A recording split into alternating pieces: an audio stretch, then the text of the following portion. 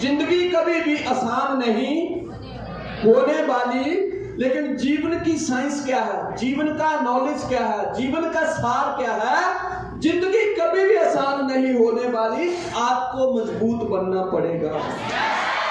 आप देखिए 2 पिक्चरें हैं।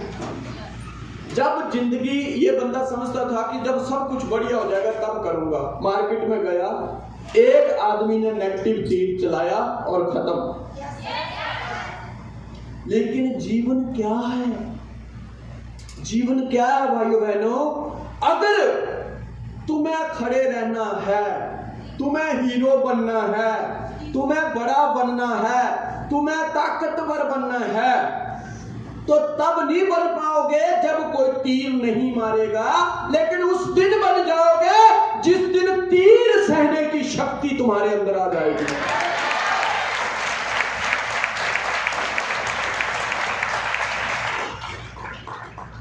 कई बार लोग बोलते हैं सर मैं काम नहीं करूंगी या नहीं करूंगा, मेरे पड़ोसी मुझे बहुत बातें करते हैं, मेरे रिश्तेदार मुझे बहुत बातें करते हैं। प्यारे दोस्तों, कहते दाने दाने के ऊपर खाने वाले का नाम, उसी प्रकार ताने ताने के ऊपर पड़ोसियों और रिश्तेदारों के नाम।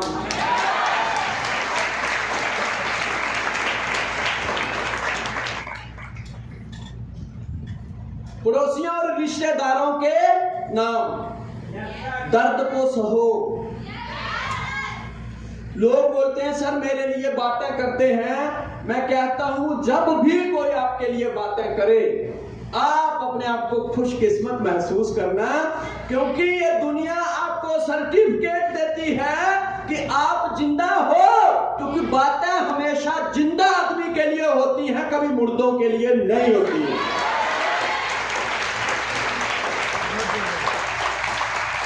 मुर्दों के लिए होती नहीं है, नहीं तो जाओ किसी शमशान घाट के ऊपर, कौन इस टाइम बातें कर रहा है? कोई नहीं कर रहा है।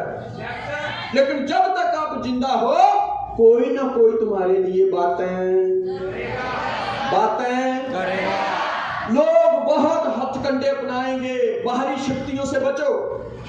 और मैं अपने रेखा और गोपाल को एक बात बड़ी ईमानदारी से कहना चाहता हूं, आपके लिए कोई बातें करे, आपकी कोई बुराई करे, आपको कोई गाली दे,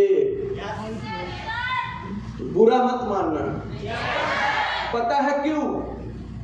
गाली तो कोई भी झोला छाप दे सकता है। गाली देना किसका काम है?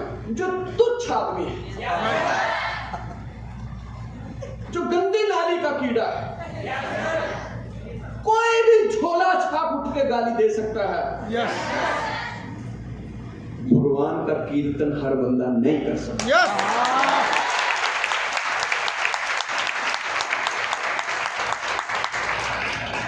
पहली बार इस हॉल में कितने लोग आए? पहली बार। गोपाल जी कहाँ है? हमारे गोपाल जी, गोपाल महाराज आइए। और यहां से ये कहां है? रेखा देवी जी, प्लीज जी आइए, प्लीज आप बैठो। और कोई लड़की आ सकती है? कोई मेरी बहन, कोई भी जी आइए जी, आगे।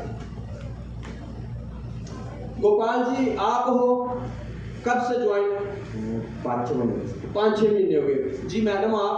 1.5 साल। अच्छा, मैं एक बात आपसे पूछता हूँ, ईमानदारी से जवाब देना दोनों, ठीक है?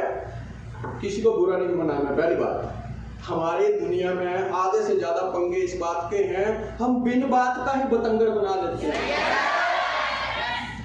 बिन बात का बतंगर मतलब खोदा पहाड़ निकल चुका जी।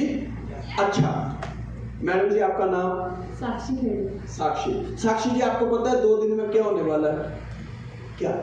वर्कशॉप। अच्छा, मैं आपको माइक दूं और मैं कहूं कि मैडम जी 1 घंटा बोलिए, मैं थक गया हूं। थोड़ा कॉन्फिडेंस अभी लूज है ना जी। और गोपाल जी आप?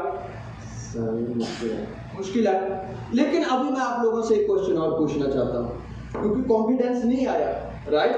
लेकिन मैं आपको बोलूं, साक्षी जी 10 बहुत अच्छी गालियां निकाली। आपको देनी नहीं है, माइक बंद है ना, ठीक है।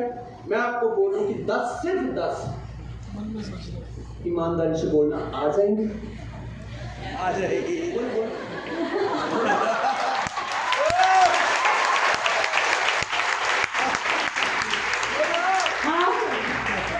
जी गोपाल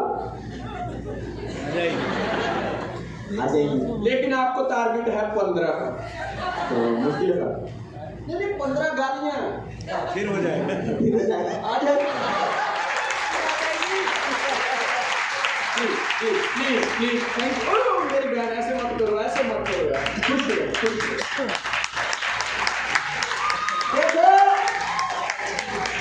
मेरे नौजवान दोस्तों, यही बात मैं आपकी क्लियर करना चाहता हूं।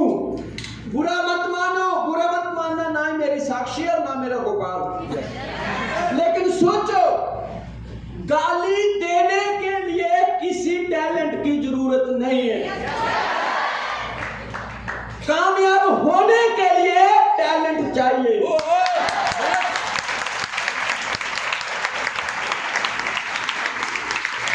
कामयाब होने के लिए टैलेंट चाहिए।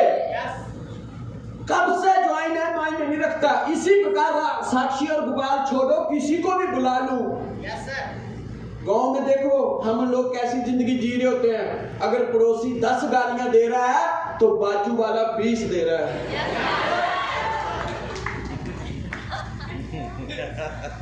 हमने अपने जीवन का फोकस कहां डाल दिया है। लेकिन मैं यही बात आप लोगों की क्लियर करना चाहता हूं, गाली तो कोई भी, और हमारे हिंदुस्तान में गाली का शुरू से संबंध किस चीज से रहा है? हिजड़ों से।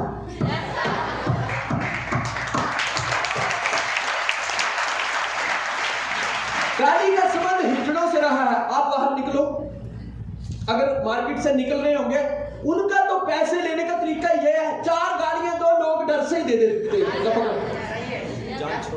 जान छुड़ाओ उनसे। और फिर हिजड़ों का बुरा मानना भी क्या है, क्योंकि है कौन? इसलिए जो गाली दे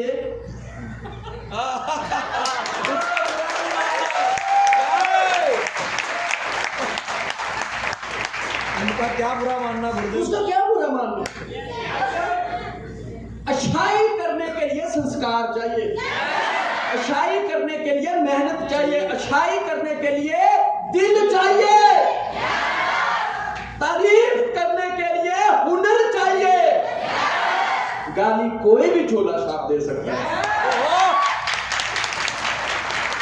कोई भी। आधे से ज्यादा लोग वही तो कर रहे हैं। अपना दुश्मन हमेशा ताकतवर रखना।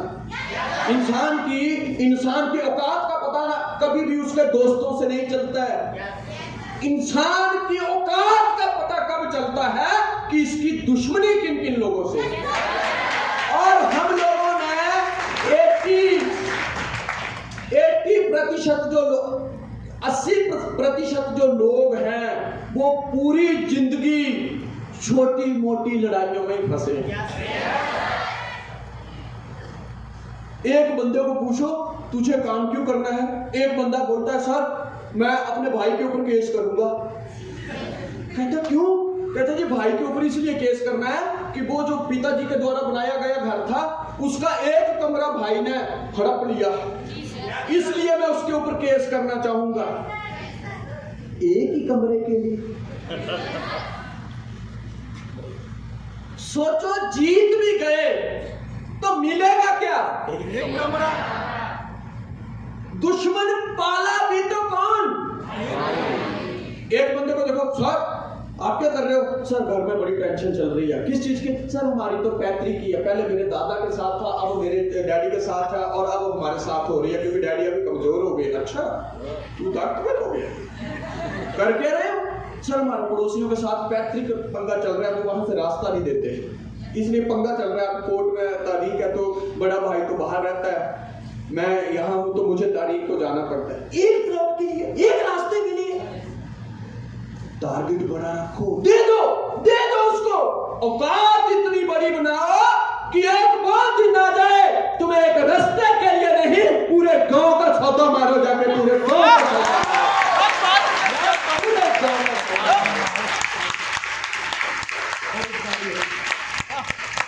कई बार मैंने लोगों को देखा है, 4 लोगों का आपस में झगड़ा हो जाता है, एक बंदा बीच से उठ के बोलता है निकल ले। अगर मैं अपनी औकात पे आ गया ना, मैं अपने रेखा और गोपाल को ये कहना चाहता हूं, अगर जिसको दुनिया के सामने चीख चीख के अपनी औकात दिखानी पड़े, समझ लो उसकी है ही नहीं,